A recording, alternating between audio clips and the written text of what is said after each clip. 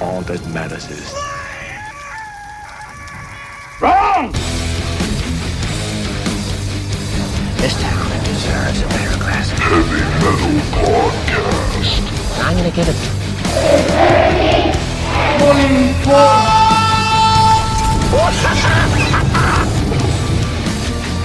If you do not listen, then the hell with you. Walk through the gate of consciousness. Stone floors drop from under you. Align the spirit with someone. This is the end, beautiful friend.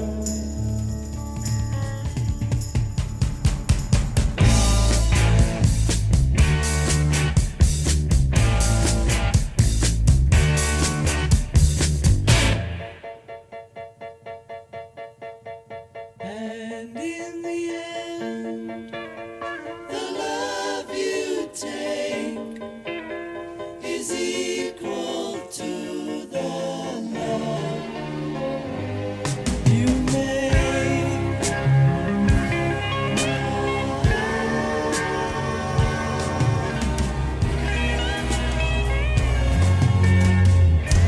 Is this the end of the beginning?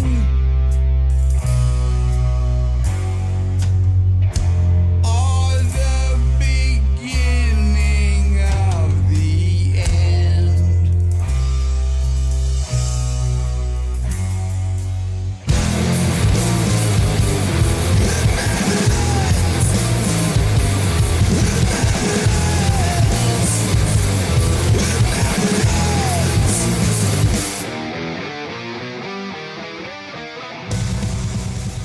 Yeah, it never ends. You tell him, Troy.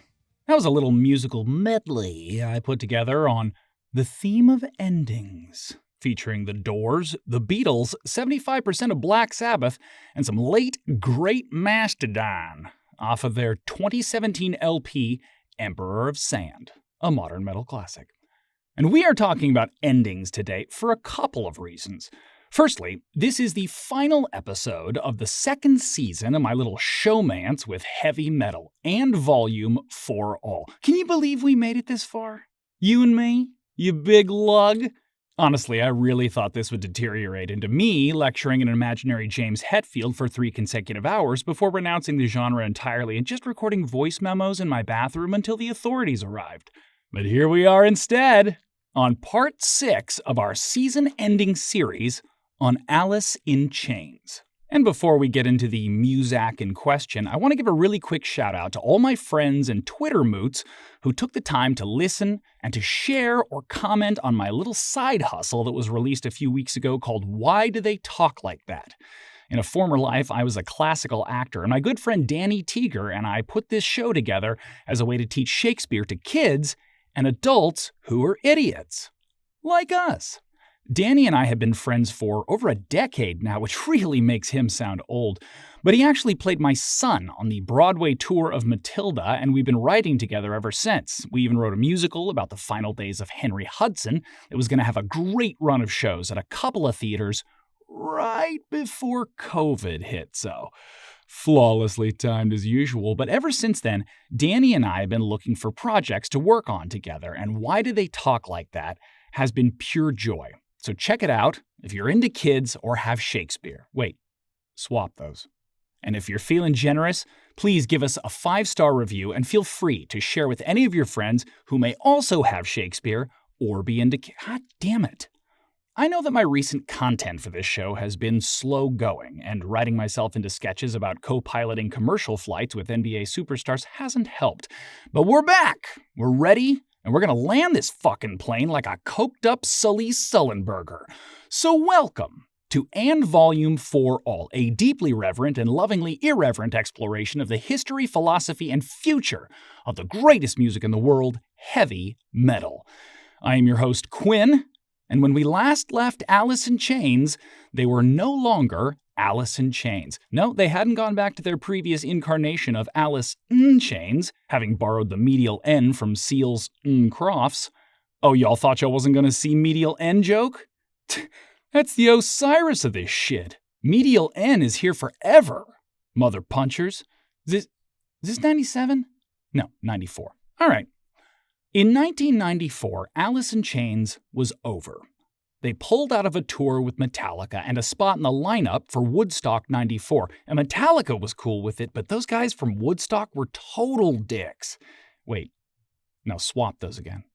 Once on tour, Metallica would take the time out of their concert for Kirk to play the riff from Man in the Box, while James would imitate Layne Staley's opening vocal line and Lars would pretend his drumstick was a needle, using it to mime a heroin injection into his arm. Sometimes, when he was feeling creative, James would moan, "I can't tour, which was probably a nice treat for the crowd because none of them had seen James be creative since 1988. I gotta admit, it's pretty ballsy to call out another band for their addiction problem when your own band has often casually been referred to as Alcoholica. But that's just booze. Metallica had the good sense and self-control to never get into hard drugs, which makes it sort of weird that Lars used to autograph mirrors for their opening bands, but maybe he was just really into looking at himself. And sure, making fun of somebody for struggling with their addiction issues is something a teenage bully might think was funny, but Metallica wasn't known for pointlessly bullying people before, during, and after this period. As Jason Newsted said in an interview from that time, "Ow, ow, please stop throwing things at me, James, Lars, and Kirk." So even though you can watch Metallica doing exactly what I described on YouTube, I doubt there is much merit to those rumors, and this was 1994. So anyone who is at a Metallica concert and claims that they heard the band mocking Alice in Chains was still listening to Metallica in 1994, and that person's ears can therefore never be fundamentally trusted as an arbiter of good and bad ever again. But back to the subject at hand.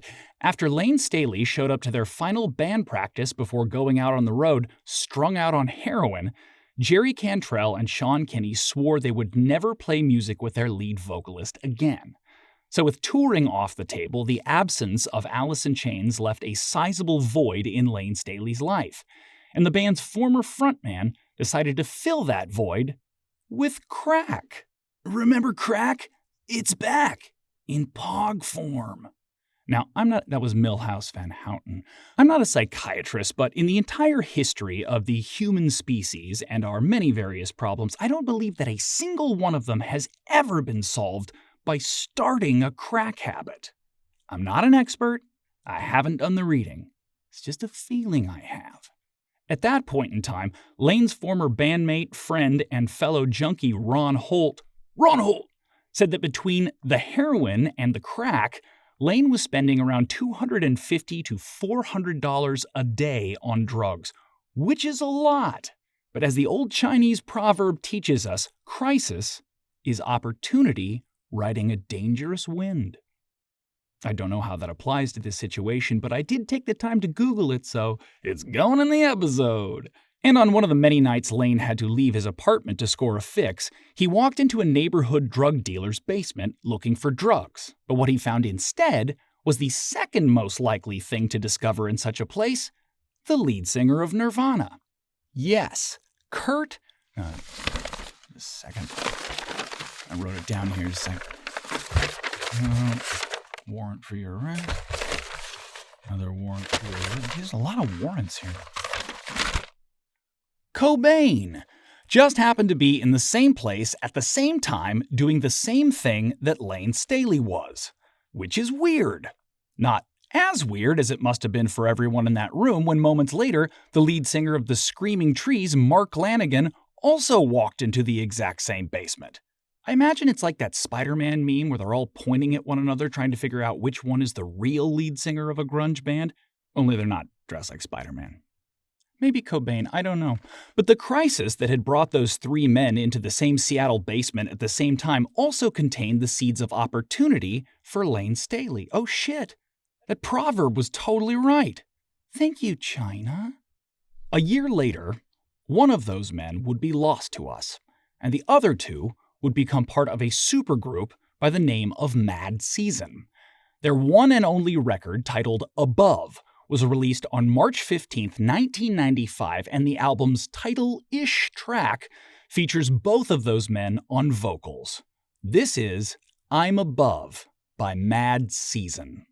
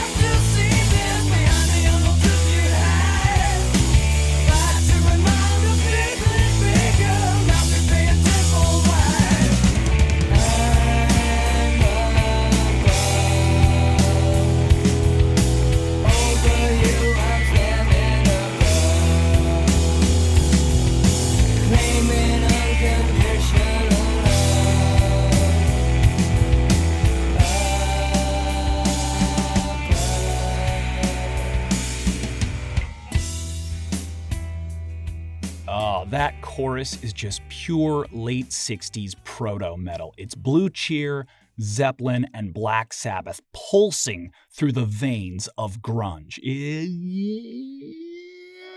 know what? No, I sold myself on it. Poorly written, but I stuck the landing on execution, methinks. 1 year earlier, Pearl Jam was playing live on a Saturday night television program called Plan to Attack Around. Saturday Night Live, and closed the show with a performance of Daughter. The next day, when bassist Stone Goddard asked guitarist Mike McCready how he thought the song went, McCready realized that he didn't remember playing it. He had drunk so much that day that he blacked out on live television. Now, for some performers, that's just Wednesday. Guys like Lemmy or Janine Pirro. But for Mike McCready, it was a wake-up call. 10 days earlier, on April 5th, Kurt Cobain, the lead singer of Nirvana, carried a shotgun, purchased for him by his friend Dylan Carlson, the guitarist and founder of the band Earth. He walked into a greenhouse over a detached garage next to his home on East Lake Washington Boulevard in Seattle, penned a one-page goodbye letter to his wife, his daughter, and his fans, gave himself what would have been a lethal dose of heroin, then put the barrel of the shotgun in his mouth and pulled the trigger. His body was discovered 3 days later when medical examiners determined that he had died on April 5th, 1994. Now, if you don't know how this story ends, if you're not steeped in the rise and demise of grunge lore, as I now most decidedly am, that date, April 5th, is one to hold on to, and I'll tell you why in a minute. But first, I want to call your attention to the final sentence that Cobain would write in his suicide note before the conspiracy fodder of the postscript. It reads, "Thank you all from the pit of my burning, nauseous stomach for your letters and concern during the past years. I'm too much of an erratic, moody baby. I don't have the passion anymore. And so remember, it's better to burn out than to fade away." That phrase, right there. Ring any bells? At the beginning of this series, I talked about the musical confluences that came together to create grunge like punk, metal, and classic rock, and made a special point to include folk as one of the signature sounds that Alice in Chains, Pearl Jam, and Nirvana were fusing into this new metal subgenre. As an example, I played a song off of Neil Young's 1979 album with Crazy Horse called Rust Never Sleeps. Those final words from Cobain before he signs off with peace, love, empathy, Kurt Cobain, are this: "It's better to burn out than to fade away," which came from that Neil Young song I played for you called Hey Hey My My. Now, I didn't realize the connection at the time because I hadn't read the suicide note in like over a decade, but it sure as teen spirit stood out to me this time. One, because of the eerie connection to the podcast and the song that I unwittingly chose to demonstrate the folk influence in grunge, but also because of the even eerier connection between Kurt Cobain and Layne Staley's deaths. Remember, the medical examiners determined that Cobain had died on April 5th, 1994, when both he and Staley were 27 years old. Upon his death, Layne Staley's body was discovered in his apartment on April 19th, 2002, at the age of 34. But after his autopsy, it was concluded that he had actually passed away exactly 2 weeks earlier on April 5th. 8 years to the day after Kurt Cobain. It had never occurred to me that Cobain's description of how one chooses to leave the world might apply not just to him, but also to Layne Staley. The lead singer of Nirvana believed that the right solution for him was to burn out, while the lead singer of Alice in Chains chose instead to simply fade away. By all accounts, Cobain's suicide had a massive impact on Staley. When asked whether or not he and Kurt were friends, Layne offered, "I knew him well enough to be devastated by his death." And it was around that time that Staley decided that he was going to kick heroin once and for all with the tried and true method of going camping. You know, camping. So that you can go through the wrenching physical horrors of withdrawal in a place where you feel the most comfortable and can get a really good night's sleep. Like camping. So that didn't work, but there were other forces conspiring toward Layne's sobriety. After his blackout episode on Saturday Night Live, Mike McCready started to put Mad Season together with the explicit goal of making an album with a band comprised entirely of sober musicians. And so for many reasons, when it came to lead vocals, McCready went to work to bring in Layne Staley. In 2002, McCready told Charles R. Cross, which is actually not correct, it should be Charles is Cross. I think a journalist would know that. McCready said, "I was under the mistaken theory that I could help him out. I wanted to lead by example." Well, did you offer to take him camping? Admirable, but mistaken. After Mad Season released Above a year later, the anger and betrayal that Sean Kinney and Jerry Cantrell had felt toward their lead singer seemed to be waning at about the same time that Jerry started putting songs together for a new record. And if you were to say the name of the band that's making that record, what name might that be, Jerry? Well, if you're like me and you know that Jerry Cantrell is the creative force behind the album, the first band name that undoubtedly pops into your mind is Jerry's Kids. No? That's not your first thought? Naming your band after a telethon hosted by Jerry Lewis for children with muscular dystrophy? Not your plan A. Well, that was the working title for the demos that Jerry Cantrell and Toby Wright came up with, which included the tracks Frogs and Again, both of which later found their way onto the next Alice in Chains record. But even marketing gold like Jerry's Kids takes a backseat to Cantrell's love of Alice in Chains, as he later explained. "To be honest, I'm too much of a sentimental fuck. I don't want to play with another band. I didn't feel I could put something else out that could top what Alice in Chains could do together."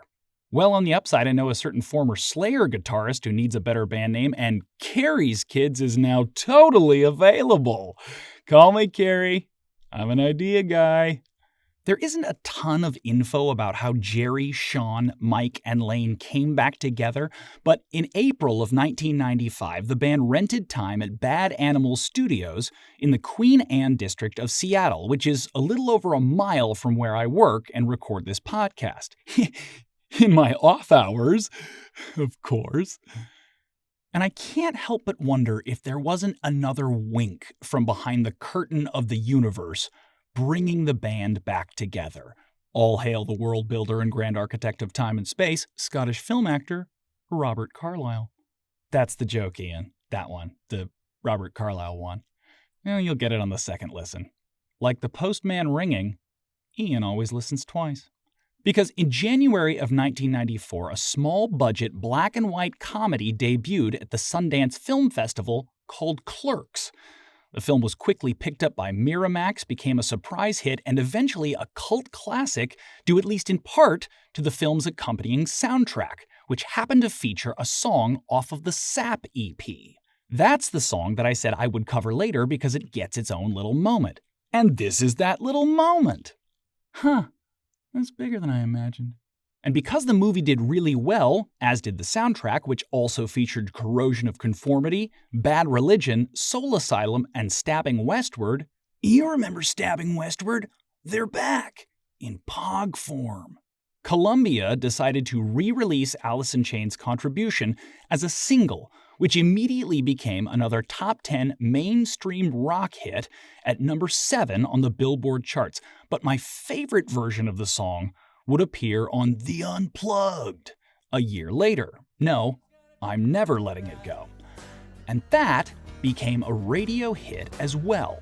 And so here it is, one of my absolute favorite Alice in Chains songs, Got Me Wrong.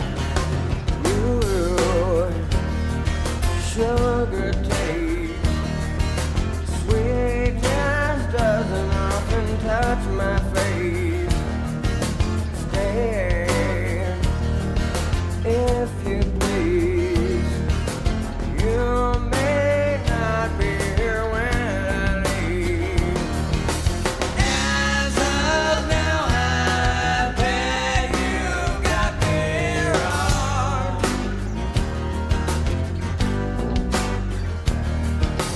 So unsure we ran from something.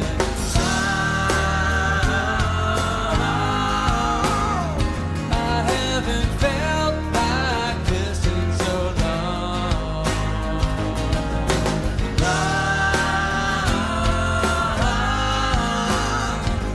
In a sense, too far gone from love.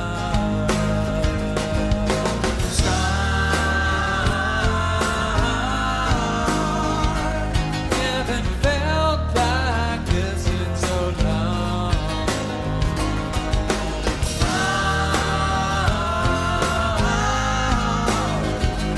In a sense, too far gone from love. That don't last forever. Something's gotta turn out right.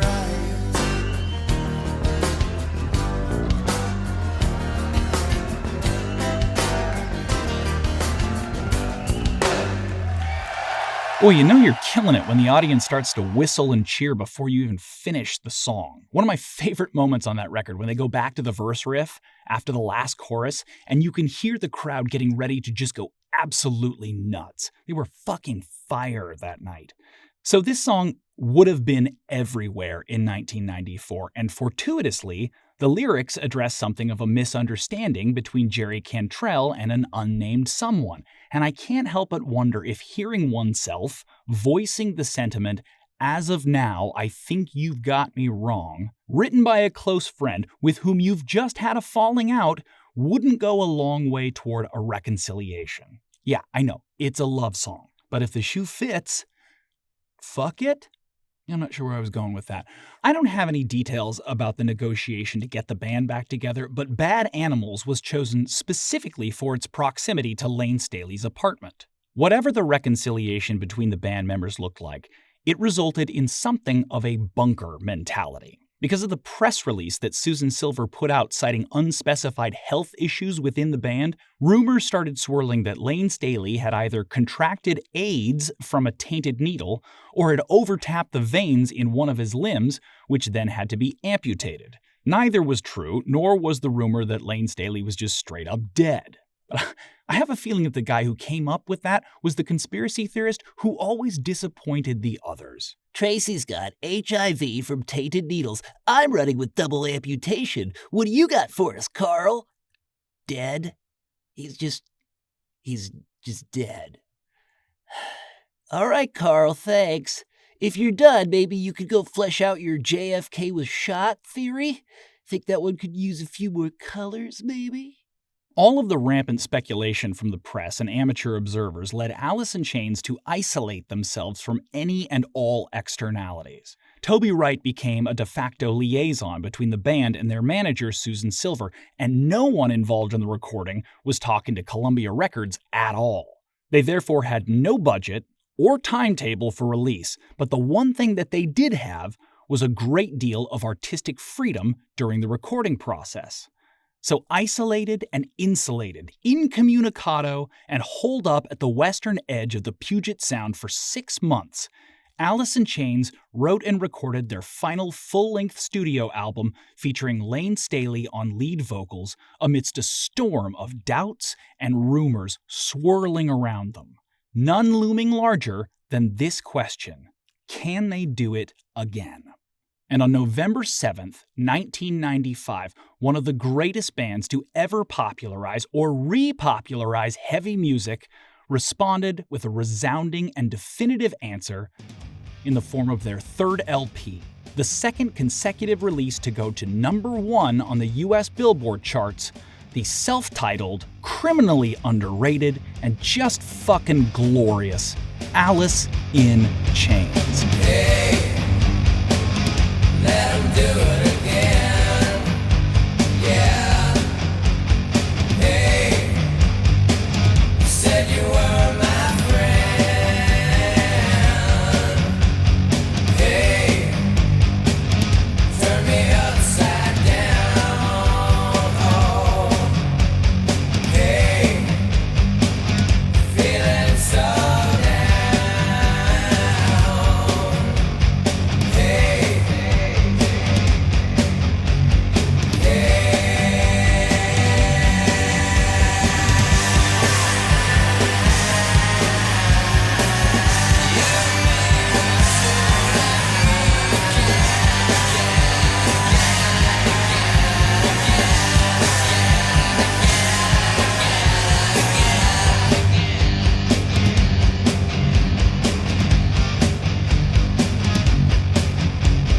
Hey, I know I made the same mistake. Yeah,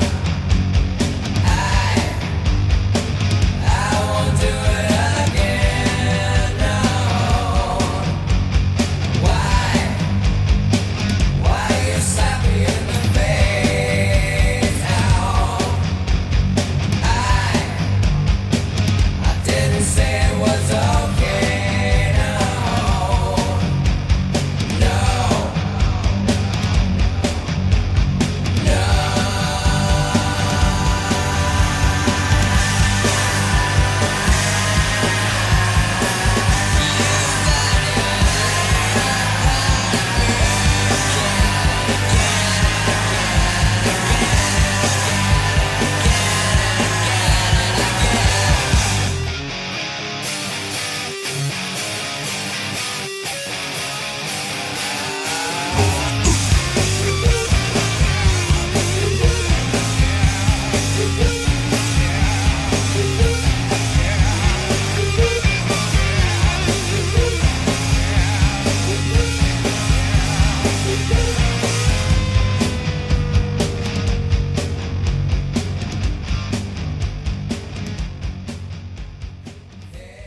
That song is called Again, and the defensive crouch of the band even managed to find its way into the recording process. When Layne called Toby Wright into the control booth to hear the final version of that song, Wright noticed Staley's vocal improv, in which he added those little doot-doot under the chorus and said, "That's funny. You don't plan on using that, right?" To which Layne responded, "Yeah, I do. Those are going to be on the record."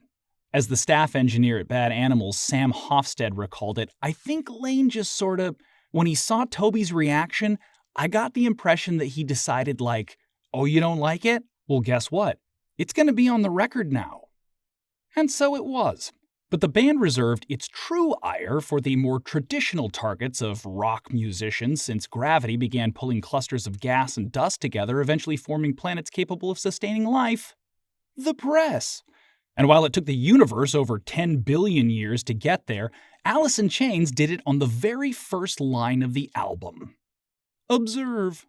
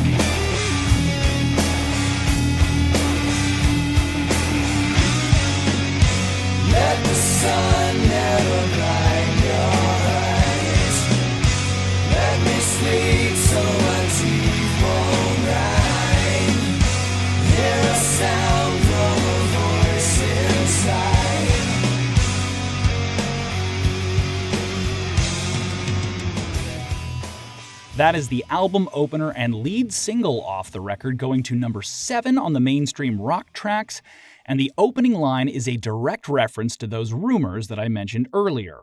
In the darkest hole, you'd be well advised not to plan my funeral before the body dies. Come the morning light, it's a see-through show, what you may have heard and what you think you know. Yeah. It also features further studio experimentation by Layne Staley and Toby Wright, who distorted Layne's vocals through a Crystal Turner microphone from 1932 that Wright bought at a pawn shop for $10. Cantrell was explicit in the Music Bank liner notes that the song was one big fuck you to the rumor mill, saying, "Any single rumor you can imagine, I've heard. I've been dead a few times. Layne's been dead countless times and lost limbs. I get on the phone every time I hear a new one. Hey Layne, Radio New York says you lost 2 more fingers. Oh really? Cool. I'd spoof the $6 Million Man. Since technology's moved on, it only cost us $2 million to put Layne back together, and we got better parts." Jerry Gott's jokes, man. Jerry Gott's jokes. The record's reception at the time was somewhat mixed, with only a few outlets who, in my opinion, really understood what kind of special magic Alice in Chains had captured on their self-titled LP. And surprisingly, Rolling Stone was one of them. Reviewer John Wiederhorn, it's weed. I always pick weed. Why must we have this conversation every fucking time, John Wiederhorn? Who wrote, "If Jar of Flies was the key that unlocked the group's creative potential, then this new disc is the musical rebirth," and gave the album 4 out of 5 stars in their rating system, which means absolutely nothing. In a review appropriately titled "Alice in Chains Finds Persecutors All Around," the New York Times begins with this sentence: "If Alice in Chains is tired of being called a grunge band, it can be a grudge band instead." You write for the New York Times. Just wanted to remind John Perellis from 1995 of that fact. But then goes on to accurately depict how Alice in Chains envisioned most of the outside world as gossiping, two-faced persecutors, but concludes, "Its songs are cleanly delineated and meticulously layered. The band is instantly recognizable and narrowly focused. It has matched an emotional niche to a musical one." But for those who were, and still are, critical of the album, the common denominator seems to echo my feelings about Jar of Flies, that the album feels uneven and possibly even unfinished. But here's the thing. The record company was giving the band deadlines in which to finish the record. Susan Silver explained that much of the delay was due to Layne Staley's addiction, telling Greg Prato in 2012, "It was a really painful session because it took so long. It was horrifying to see him in that condition." Because of Layne, the band spent 6 months in the studio, and from all that we have learned about Jerry Cantrell over the last few weeks, you know that none of that time went to waste. The track following the opener is, I would imagine, an example of where arguments about the record's unevenness come from. At first pass, Brush Away seems intended for the listener to do just that. Hey, maybe I could write for the New York Times. It's a relatively low-key vocal performance for Layne Staley over a deceptively homogeneous verse-chorus, solo-chorus structure that sits inconspicuously between two of the band's most iconic songs, Grind and Sludge Factory. And for me, that's why I think it's one of the great structural triumphs of the album. It serves as a kind of bridge between the overflowing, melancholic emotion of Grind into the epic, snarling rage wail of Sludge Factory, and it's a reminder that the people who are making this music are just people.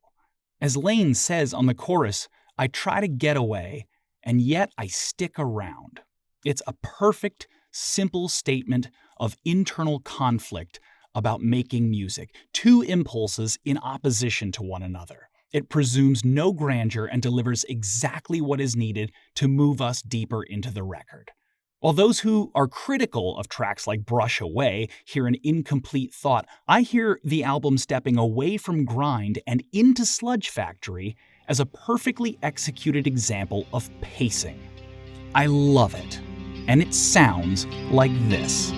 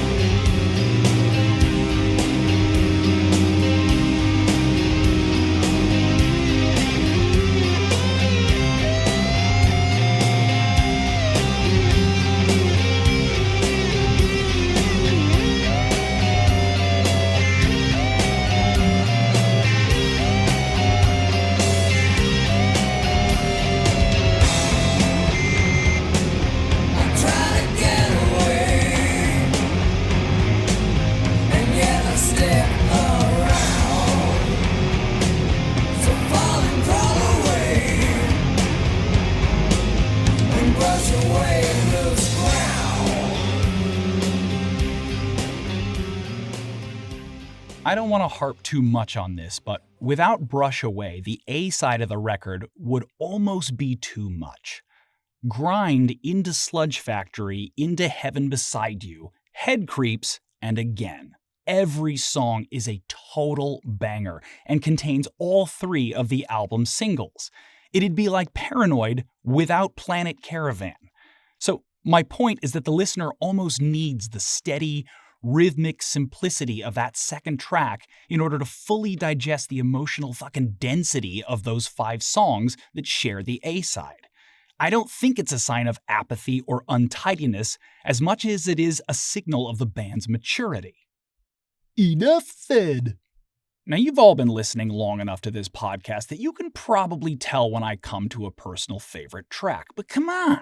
Am I going to spend my word pennies on Do You Close Your Eyes when Stargazer is lying in wait at the top of the B-side? It should come as no surprise that Buried Alive is my jam on Dehumanizer because I took almost 30 full minutes parsing its every fucking phrase and their respective meanings in the context of a high-control religious cult. And so I hope you like Sludge Factory because you're about to hear all about it. On the third track, Layne Staley aims his caustic, withering t-shirt cannon filled with spite at none other than the much maligned but clearly not maligned enough target shared by some of the greatest fuck you albums to ever come from rock and roll, including Black Sabbath's Sabotage, Pink Floyd's Wish You Were Here, and my favorite Queens of the Stone Age record, Songs for the Deaf. Yes, for their 3rd LP and 5th studio release, it's time for Alice in Chains to take on the true villains of the music industry, the music industry.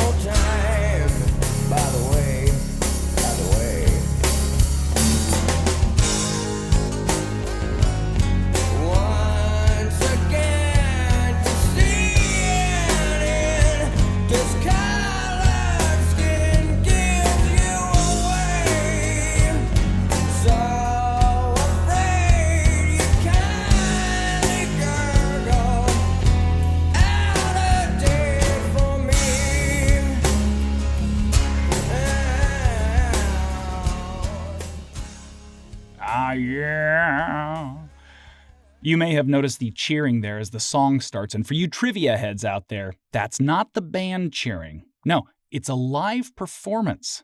So, impress your friends with that one. Yeah, I much prefer the unplugged version of that song for a number of reasons. One, Layne's melody line and phrasing are better here.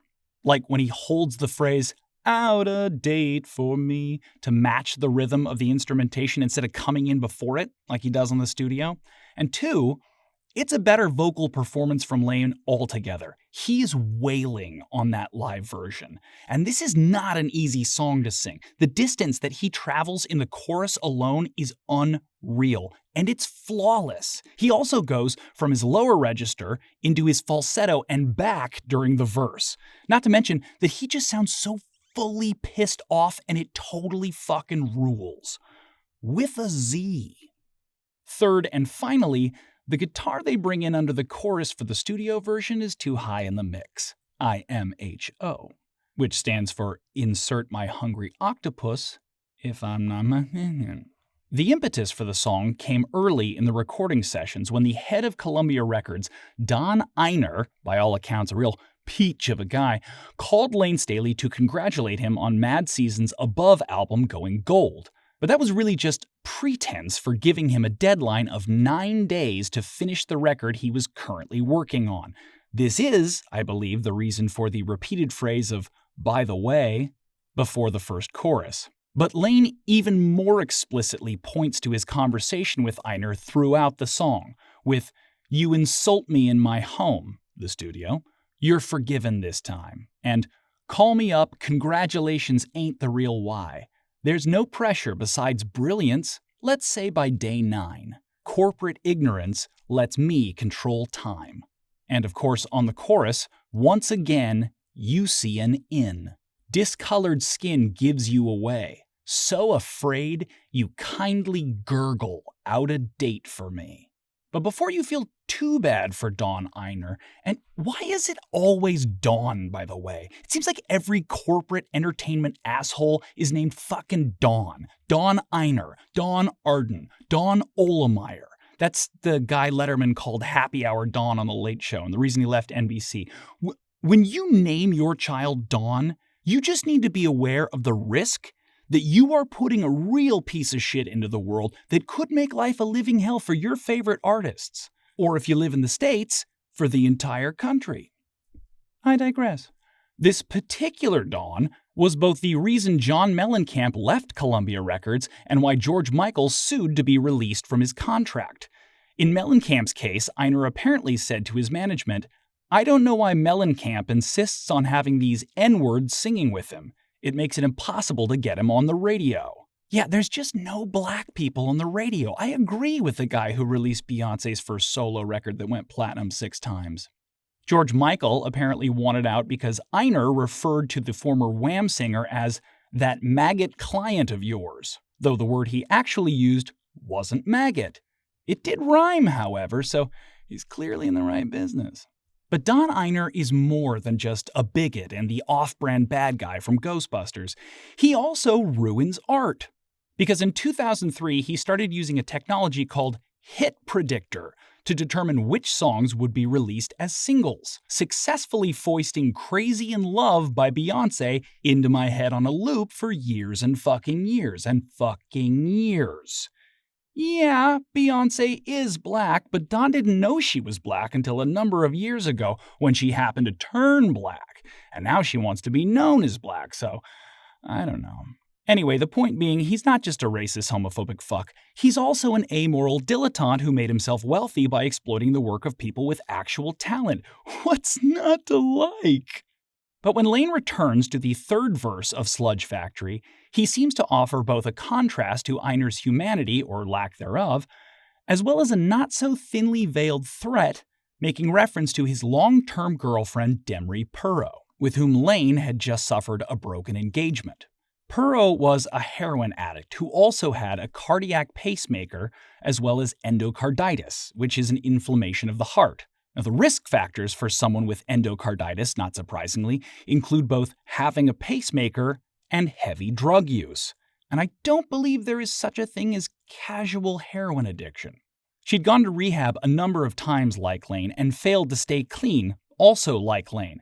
But unlike her former fiancé, Demry wasn't a millionaire and ended up homeless, staying with friends, couch surfing, and carrying her few valuables with her everywhere in a single suitcase. She spent a number of years leading up to the mid-90s in and out of both rehab and the hospital for what must have been an absolutely dreadful existence. I'm going to come back into the song where Layne is recalling a conversation he apparently had with Demry during this time about staying alive long enough to make sure that people like Don Einer fucking hate you. And here it is, the conclusion to Sludge Factory. Now the body of one soul I adore wants to die. You have always told me you'd not live past 25. I say stay long enough to repay all who crossed right.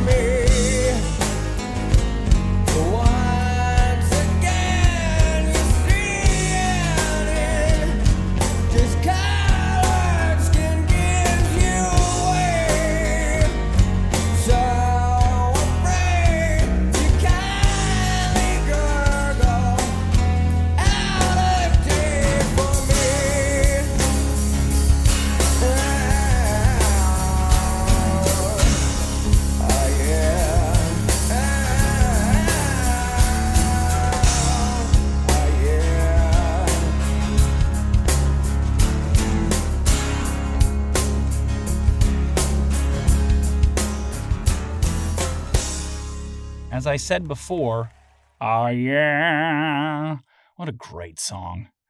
On the non-live version, there is this coded serpentine diatribe that ends with the repeated phrase, "Your weapon is guilt."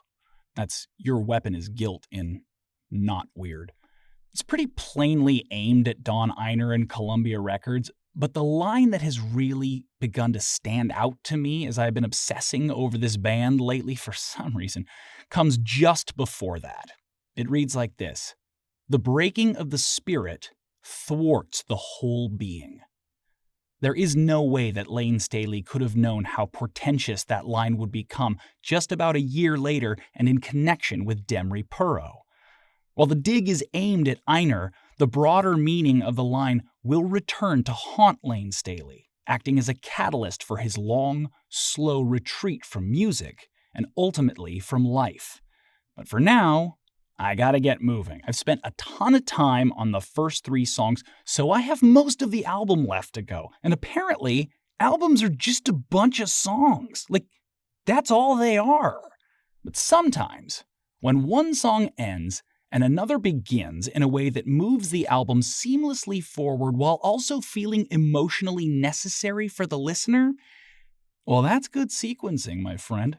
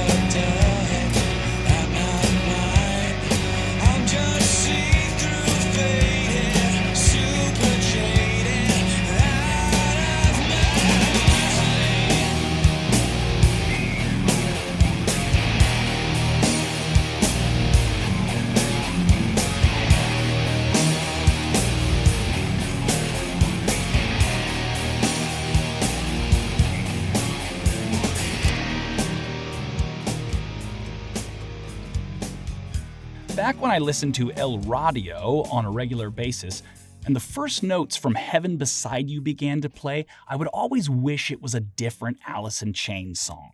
But when listening to the album, I always think, oh, thank God for Heaven Beside You.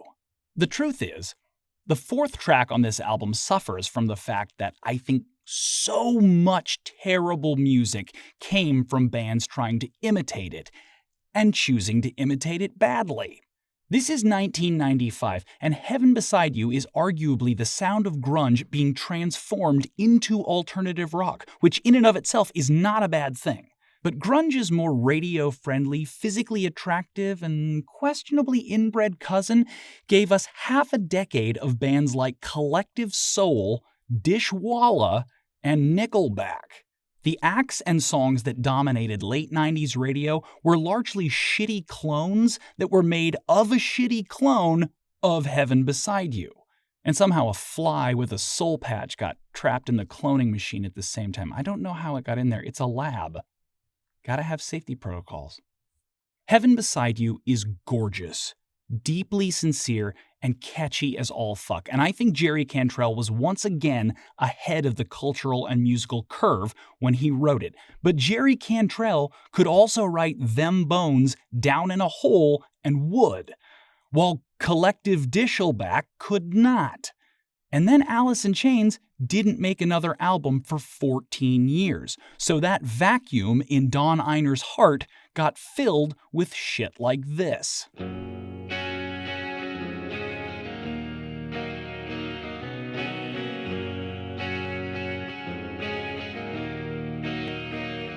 She said, I don't know if I've ever been good enough.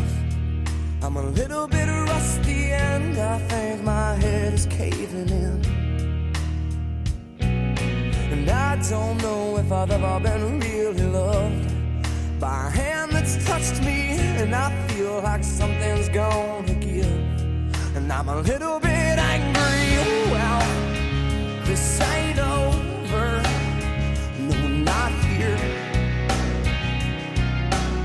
Not while I still need you around. You don't hold me, we might change it. Yeah, we just might feel good. I wanna push you around. Well, I will. I wanna push you down. Well, I will. I wanna take you for granted. I wanna take you for granted. I will. Yeah, you fucking forgot, didn't you? You thought Matchbox 20 was just something that you had bad dreams about as a frightened child, but no. They've always been there, in the dark, waiting for you to forget. And if you're not seeing the string of red yarn tied to push pins that connects Alice in Chains to Matchbox 20, do you know what the band's sophomore album was called? Of course you don't, because Matchbox 20 sucks an entire Gatling gun loaded with rhino dicks, and they released their next record in the year 2000 and called it Mad Season. You see, it's not enough for Matchbox 20 to make terrible music. They had to make music so genuinely terrible that it somehow makes the great music, which they've so dreadfully aped, just for a moment, actually seem worse than it is. Heaven Beside You is a great song, but I think it opened a Pandora's box of imitators who just wanted to be the soundtrack to the worst handjob you've ever had. And so it's tough for me to hear the song independent of those horrors, which I believe it, and others like it, inadvertently wrought upon the world. Except for two moments. The first happens whenever Heaven Beside You follows immediately on the heels of Sludge Factory, which tellingly never happens on El Radio. The other moment is when the song comes back in from the bridge and returns to its final chorus. It's just such a perfect distillation of what Alice in Chains is. Heavy, discordant, and distorted downer rock, followed immediately by an untouchably sublime melody. Like this.